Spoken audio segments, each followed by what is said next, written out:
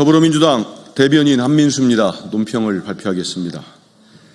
다시 돌아온 대한민국 외교, 무너졌던 위상을 제자리로 되돌릴 첫걸음이 되길 기대합니다.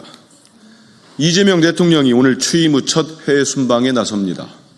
윤석열 정권 3년 동안 무능과 퇴행으로 헝클어진 외교를 복구하는 첫 발걸음이 시작된 것입니다. 이번 G7 정상회의 초청은 국제사회가 민주주의의 회복성을 보여준 대한민국에 보내는 신뢰와 지지의 메시지입니다. 그런 점에서 이재명 대통령의 G7 정상회의 참석은 돌아온 대한민국을 보여주는 상징적인 장면이 될 것입니다. 내란 수교의 쿠데타로 무너졌던 대한민국의 민주주의가 위대한 대한국민의 힘으로 되살아났음을 국제사회에 분명하게 보여주는 자리가 되기를 기대합니다. 한편 우리 정부는 국제질서의 격변 속에서 미국과의 경제, 안보 협상이라는 중대 과제를 앞두고 있습니다. 내란 사태로 인해 지난 반년 동안 대한민국 외교는 사실상 공백 상태였습니다. 이번 G7 정상회의는 이재명 대통령의 첫 정상외교 대부인 동시에 이재명 대통령이 표방하는 국익을 최우선한 실용 외교를 보여주는 첫 무대가 될 것입니다. 대한민국의 위상을 드높이고 외교 역량을 유감없이 보여주는 한편 주요국과의 정상 외교를 통해 당면한 외교 및 경제 현안을 타개해 나가길 기대합니다. 더불어민주당은 이재명 대통령의 외교 행보를 든든히 뒷받침하며 이재명 정부와 함께 세계 속에 굳건한 대한민국을 세우겠습니다.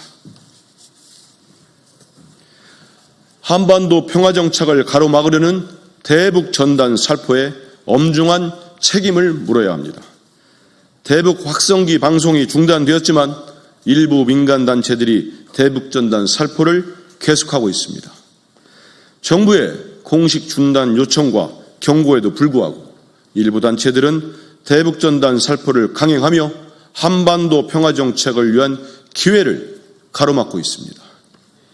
쌍방 확성기 방송으로 고조되는 남북 간 대치가 가까스로 진정되고 있는 상황에 찬물을 끼얹는 격입니다.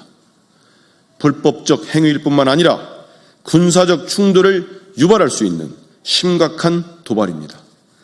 과거 윤석열 정권은 대북전단 살포를 방관하는 것은 물론 북한의 오물풍선에 맞대응하면서 한반도 긴장을 더욱 고조시켰고 그 피해는 고스란히 우리 국민에게 전가되었습니다. 접경지역 주민은 물론 국가 공동체의 안위를 위협하는 대북전단 살포는 당장 중단되어야 합니다. 간신히 일상을 되찾은 접경지역 주민들을 또다시 불안에 휩싸이게 할 수는 없습니다.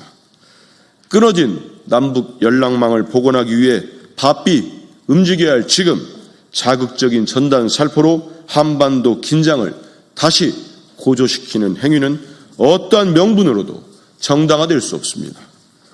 더불어민주당은 다시 찾아온 평화의 기회를 살리기 위해 온 힘을 다하겠습니다. 특히 대북전단 살포 등 평화를 가로막는 이들에게 엄중한 책임을 물을 것임을 분명히 경고합니다.